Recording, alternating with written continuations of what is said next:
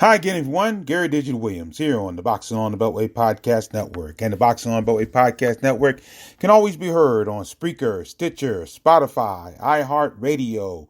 We're on Google Podcasts and Castbox and Podcast Addict and Google Podcasts and other great podcast methods. Tune in. We're on iHeartRadio, as we said. We're on YouTube as well.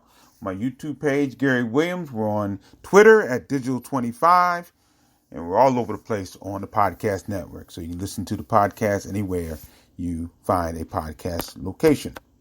Now, this week we're going to talk about an upcoming bout for Beltway Boxer. It's going to be pretty interesting bout, no question about that. We're going to also talk about some bouts that apparently did not take place. We haven't heard much about them, so I guess they did not take place. And we're going to talk about a loaded June schedule. The big boys and girls are starting to come out in June, and they're starting to get back in the boxing situation. So it'll be interesting to see what happens there.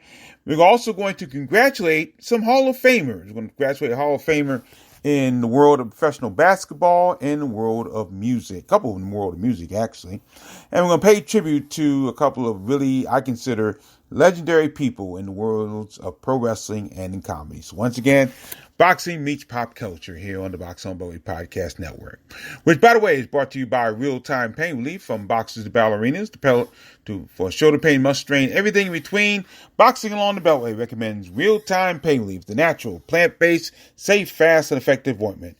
You go to freepainoffer.com, buy $10 worth of Real-Time Pain Relief. You get a free $10 tube of Real-Time Pain Relief, now endorsed by Big George Foreman. So try his new knockout plan for real-time pain relief. Rub it on. The pain is gone in real time. And by DeborahSpears.com. She has great weight loss tips, great jewelry, and great training methods. All at Deborah, Debra Spears.com. Well, a couple of bouts that were scheduled to take place this past weekend in South Carolina doesn't look like they actually took place. The bouts were did not happen, and so a lot of bouts are scheduled to be both in Rock Hill, South Carolina, and in Greenville, South Carolina. The Beltway Boxer is scheduled to be on that card. Apparently, that makes it. So guys like Ronaldo's Misunderstood Gaines, Darren Sweet Williams, Ian Dancer Coakley. These are some of the boxers that are scheduled to fight in one of both of those locations, and never got any results for them. So as of right now, we have nothing to talk about as far as results. So hopefully, maybe they'll come up and we'll get it to you next time around. But for now, we have no results for any of those bouts in South Carolina. So let's move on to the schedule. And our big one this coming weekend for Capitol Heights, Maryland super lightweight, the undefeated Antuanne "The Last" Russell. He will try to keep his perfect record intact when he faces Giovanni El Lobito Santiago of Dorado, Puerto Rico. It'll be the bout scheduled for 10 rounds on Saturday, May 29th at the Dignity Health Sports Park in Carson, California. Now, this bout will open a Showtime triple-header boxing card on that night. Now, Russell is 13-0, all 13 is wins by KO. He is yet to get past the fourth round in any of his bouts. He's coming off a first-round TKO over Jose Marufo in February of 2020. That was in Allentown, Pennsylvania. Now, Santiago is 14-1-1 with 10 KOs. So this should be the most experienced and probably the best opponent that Antuanne Russell has fought to date. He looks to bounce back. Santiago looks to bounce back from the first pro loss, which was a 12-round unanimous decision to Adrian Broner on February 20th in Uncasville, Connecticut. That was at Mohegan Sun. Now, Santiago already holds a victory over Beltway Boxer. He defeated former WBO super lightweight champion DeMarcus Chop Chop Corley by a 10-round unanimous decision back in April of 2017 in Toa Baja, Puerto Rico. And I remember that bout, and a lot of people thought Corley might have won that bout, but they did give it to Santiago. So this bout will be on Showtime. Telecast gets underway at 10 p.m. Eastern Time, and it'll be on Saturday, May 29th at the Dignity Health Sports Park in Carson, California.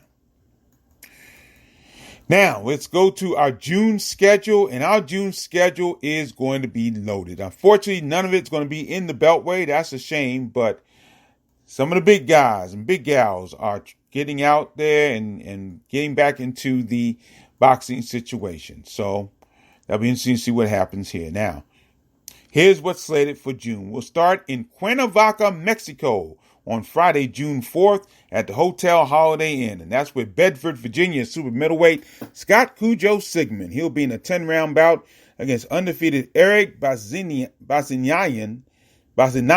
of Laval, Quebec, Canada by way of Armenia. Now, Sigmund's 35-14 with one draw, 18 KOs. Coming off a third-round TKO over Anthony Williams on February 20th in Greenville, South Carolina. Bazinian is 25-0 with 19 wins by KO. And he scored a 6-round TKO over Timo Lane on February 21st in Rimouski, Canada. Bazinian is ranked 6th in the world by the WBO at super middleweight. So that should be interesting to see what happens. Of course, Sigmund has fought as high up as cruiserweight, so this will be interesting to see what happens here. So again, Eric Bazinian facing a veteran and Scott Cujo Sigmund. He'll be in a 10-round bout against Eric Bazinian on Friday, June 4th at the Hotel Holiday Inn in Cuernavaca, Mexico. Then on Saturday, June 5th at the 2300 Arena in Philadelphia, Pennsylvania, there'll be a number of Beltway boxers. They'll be a part of 2 cards at the 2300 Arena. This is very similar to what the Jetta Promotions card did last month. They had two cards on the same day, and both were very successful crowd-wise. In one of the 2 cards, Hagerstown, Maryland super middleweight, the sexy Albanian Yank Plana, he'll headline one of those cards he'll be participating in an 8-round bout against Brandon B. Rob Robinson of Upper Darby, Pennsylvania. Plana's 8-3-1 with 4 KOs, looking to break a 2-bout losing streak that included an 8th-round split decision loss to Rafael Ibokwe. That was on November 28th in Houston, Texas. Robinson is 15-2 with 10 KOs. He last fought in March of 2020, scored a 2nd-round TKO over Josue Obando back at the 2300 Arena. So Yank Plana taking on Brandon Robinson in an 8-round bout as the main event on one of the cards at the 2300 Arena in Philadelphia, Pennsylvania. Now, 3 undefeated local boxers will be on the other card at 2300 Arena. That includes Frederick, Maryland super middleweight, and this is what we're going to call him from now on, Dr. Devar Jengawar Farhadi. He returns to action in a 6-round bout against Blake K.O. King of Mansfield of Burlington, North Carolina. Now, Farhadi is 8-0, 7 KOs. He has not fought since December 2019 when he stopped Vincent Backus in the 5th round at the 2300 Arena. Now, part of that reason is because Farhadi was finishing his medical studies in Iraq. So he is now a doctor, and it's very good to see him involved with that. So Farhadi, 8-0, 7 KOs, again, one of the fiercest body punches I've seen in the Beltway in quite some time. Meanwhile, Mansfield is 7-3-1, 4 KOs. He looks to bounce back from 5th-round TKO loss to Aaron Casper. That was on November 7th in Rock Hill, South Carolina. So best wishes to Dr. Devar Farhadi. Also in this card, Billy Maryland super lightweight Greg Sharpshooter Outlaw. He'll be in the 6th-round contest against Andrew Rogers of Elkhart, Indiana. Outlaw is 8-0, 3 KOs. He last fought in May of 2019, scored a 4th-round TKO over Martin Nicholas Matamala. That was at the Eagle Bank Arena in Fairfax, Virginia, on the Jarrett Hurd Julian Williams card. Rogers is 4-9-2, 2 KOs. He looks to break a 2-bout losing streak. Includes the 6th-round majority decision loss to Nahir Albright back at the 2300 Arena in March of 2020. Also on the card, Woodbridge, Virginia super welterweight Edgar the Tiger Torres. He'll be boxing for the first time since January of 2016 when he battles Keshawn Hutchinson of Reading, Pennsylvania in a bout scheduled for 6 rounds. Torres won a 4-round unanimous decision over Henry Mercer at the ABC Sports Complex in Springfield, Virginia back in January 2016. And Hutchinson 7-5, 1 KO. He last fought in November 2019 and won a 6-round unanimous decision over James Robinson in Reading, Pennsylvania. So Dr. Devar Farhadi, also Greg Outlaw, Edgar the Tiger Torres, all on that one of the cards that'll be on the card at the 2300 Arena in Philadelphia, Pennsylvania. That'll be on Saturday, June 5th. And of course, Yank Plana will be in the main event of the other card against Brandon Robinson in the 2300 Arena. Now, let's go to Sunday. Sunday, June 6th. Sunday, June 6th, this card will be held at the Hard Rock Stadium in Miami, Florida. And it's going to be part of a Showtime pay-per-view. This bout will be the co-feature on this card. And that'll be former IBF, WBA, IBO Super Welterweight Champion Swift Jared Hurd of Accokeek, Maryland. He will return to action in a 10-round encounter against Luis Arias of Boca Raton, Florida. Hurd is 24-1, 16 KOs. He bounced back from his title loss to Julian Williams in May of 2019. And he won a 10-round unanimous decision over Francisco Santana in Brooklyn, New York in January 2020. Now, this will be Hurd's first bout since the recent passing of his father, Fred Hurd. That was sudden passing there. So this will be his first bout since then. Arias is 18-2-1 with 9 KOs. He hasn't fought since August of 2019 when he lost the decision to Luke Keeler in Belfast, Ireland. Now, making his pro debut on this card will be Washington, D.C. welterweight Jaleel Major Hackett. And he'll compete for the first time under the Mayweather Promotions banner. He'll turn 18 by this time, and Hackett is still looking for an opponent. So best wishes to Jaleel Hackett. Again, outstanding boxer, outstanding student as well. And he'll be making his scheduled to make his pro debut on this card coming up on Sunday, June 6th at the Hard Rock Stadium in Miami, Florida. Now let's turn to Friday, June 11th at the Avanti Palms Resort in Orlando, Florida. And that's where Norfolk, Virginia lightweight Nick Sullivan, he'll be in a 4-round bout against Gabriel Chacon of San Diego, California by way of Venezuela. Sullivan's 2-0 with 1 KO. He last fought in October 2019, scored a first-round KO over Gilberto Aguilar in Indio, California. Of course, Sullivan won the best boxer in the regional Golden Gloves, not once, but twice here in the area. So that's why we talk about him. And Chacon is 0-2, coming off a 4-round unanimous decision loss to Benigno Aguilar on February 12th at the Avanti Palms Resort. So Friday, June 11th, Avanti Palms Resort, Orlando, Florida, Norfolk, Virginia lightweight Nick Sullivan battles Gabriel Chacon on that card, scheduled for 4 rounds. Then the big people really get into play. Of course, Jared Hurd, of course, is still very big, ranked in all the major governing bodies still. But we have a couple of big bouts coming up in the next couple of weeks after this. Saturday, June 19th at the Lone Depot Park in Miami, Florida. WBC and WBO female super middleweight champion, the heavy-hitting diva, Franchon Cruz DeZern of Baltimore, Maryland. She will look to unify the 168-pound division. She'll face undefeated WBA and IBF title holder Elin Cederus of Västerås, Sweden. And this is just like what happened if you record this last night when Josh Taylor defeated Ramirez in a bout that was for all the marbles in the junior welterweight division. And Josh Taylor won that bout. Very similar here with Franchon Cruz DeZern, the WBC and WBO champion, battling the WBA IBF champion, Elin Cederus.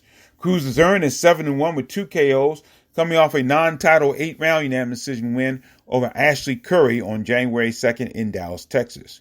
Now, Cederus is 8-0, 4 KOs. She's successfully defended her WBA and IBF titles with a unanimous decision over Alicia Napoleon Espinosa of New York. And that was on January 10th in Atlantic City, New Jersey. Now, Alicia Napoleon Espinosa now, she's married.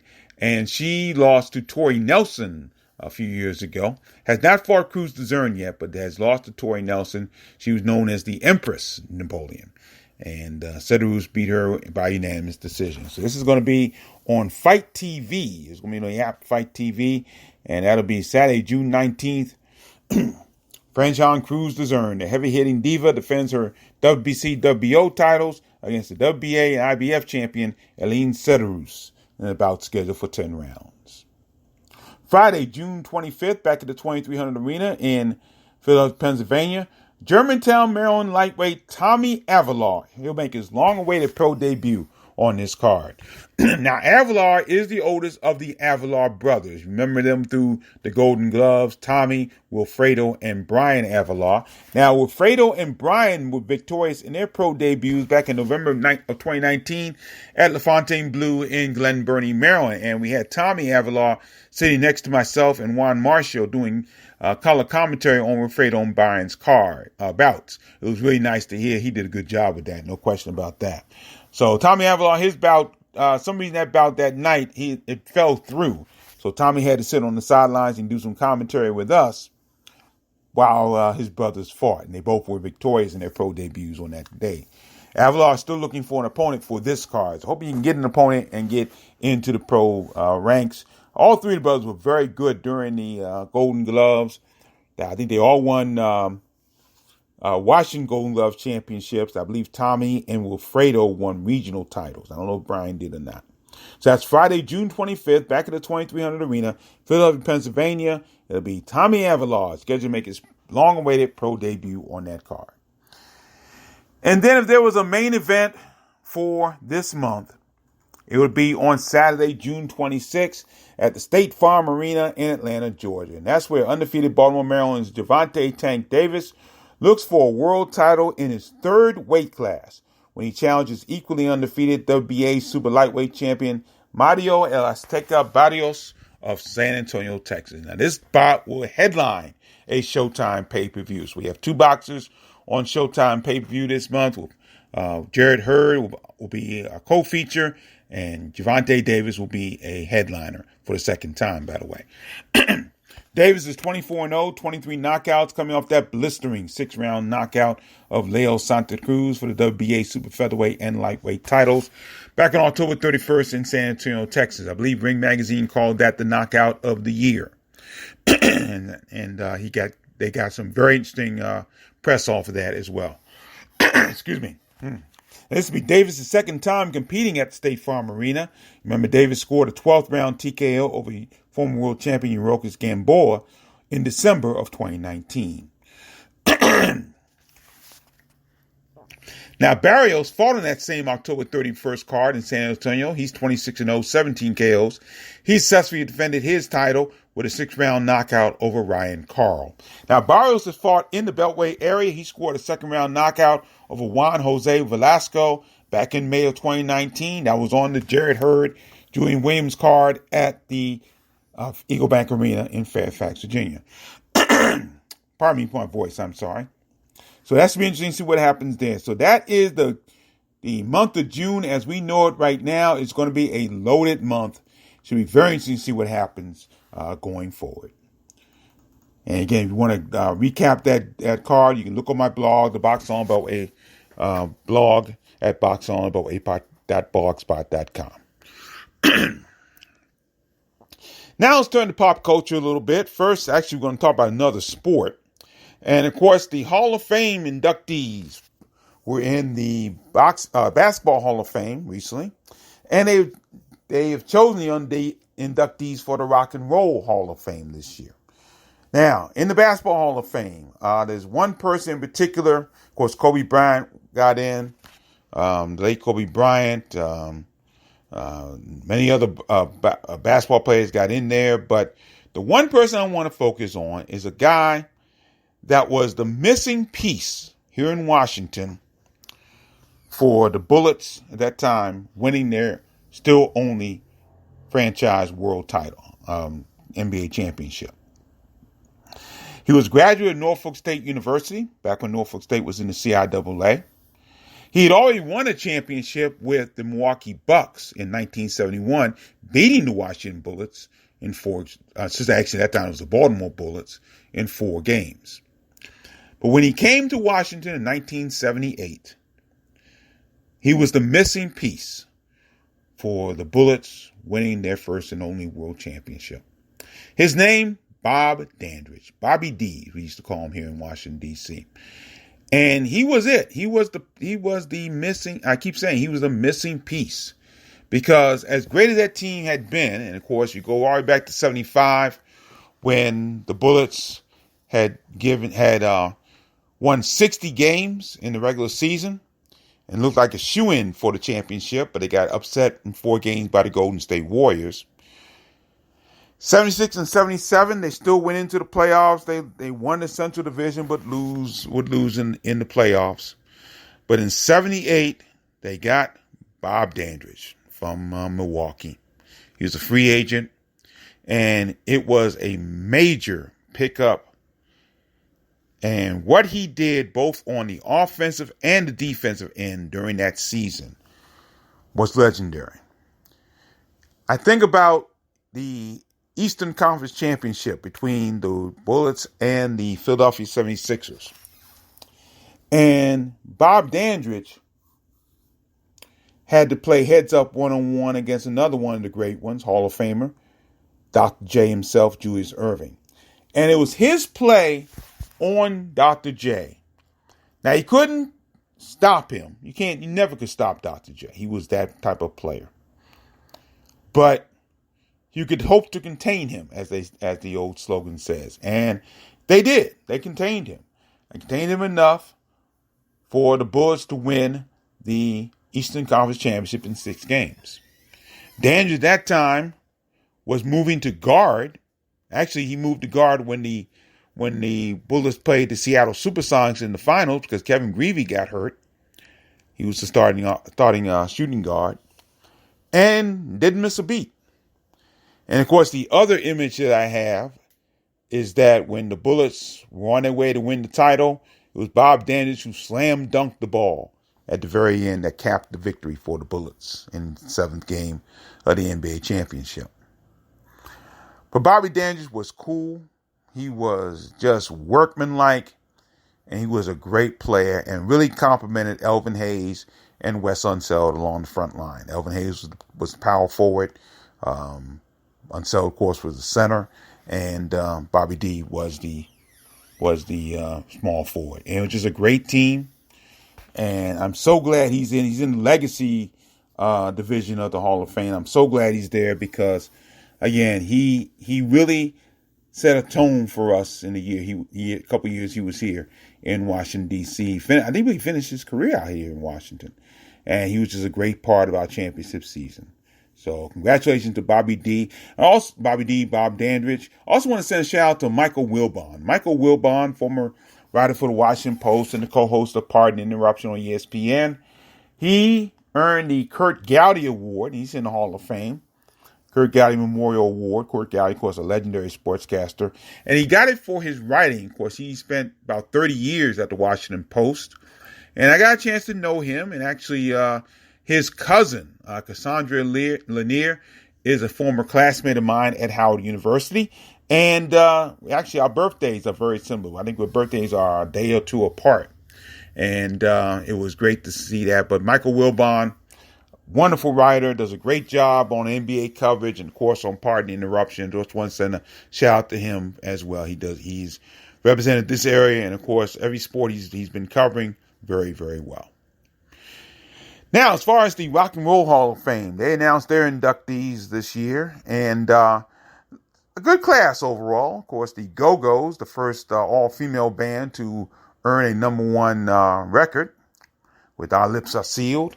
We also had the Foo Fighters, which has some local connections, because Dave Grohl is from Fairfax, Virginia, the lead singer of the Foo Fighters.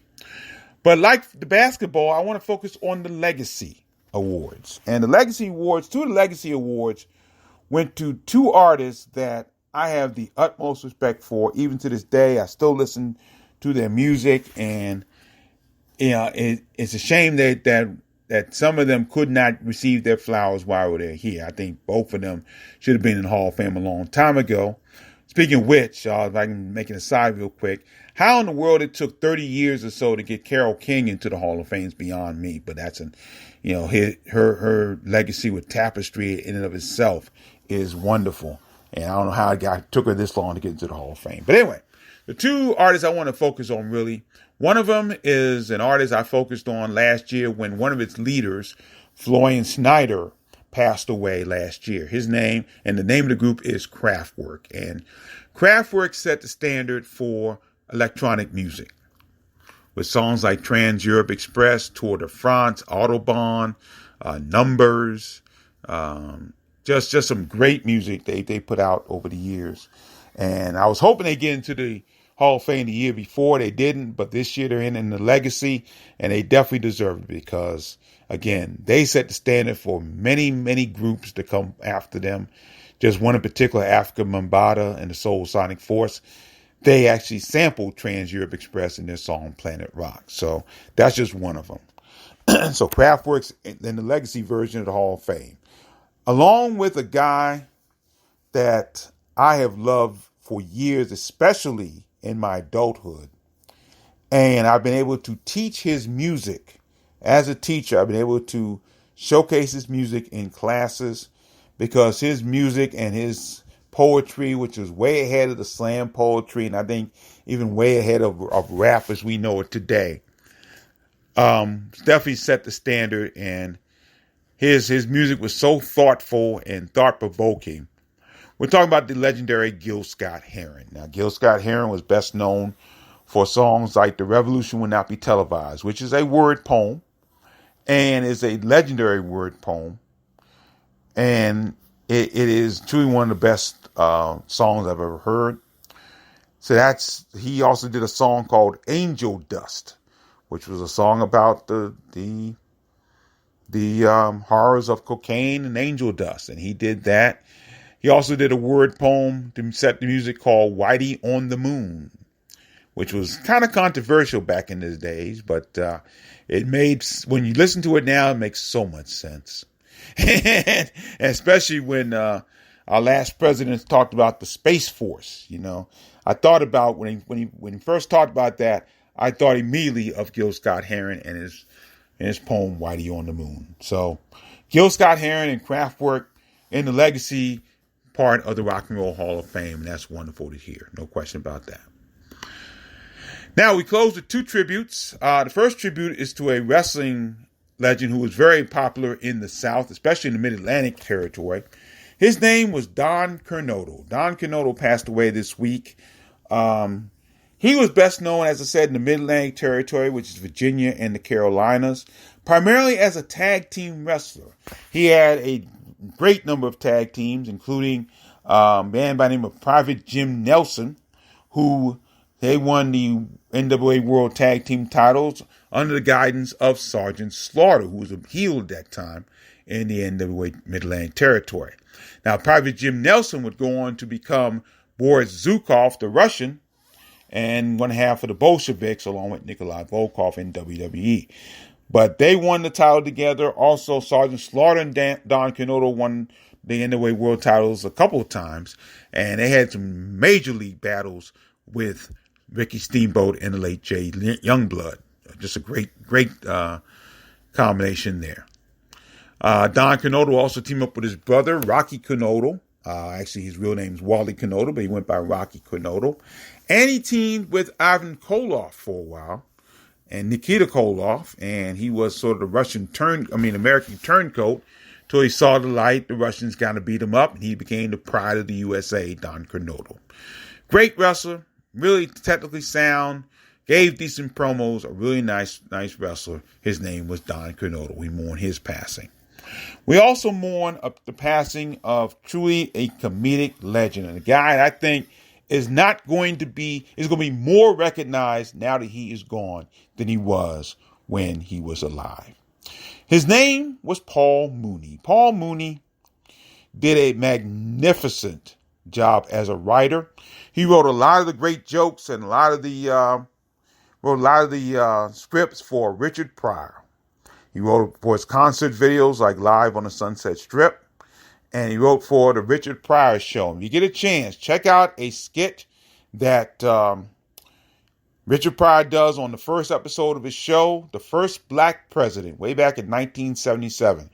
Not only is Richard Pryor in this skit, but some very soon-to-be famous comedians and actors were in this skit at the beginning of their careers. People like late John Witherspoon, Sandra Bernhard, Tim Reed, the late Robin Williams is in a non-speaking role, but he's in the background of this.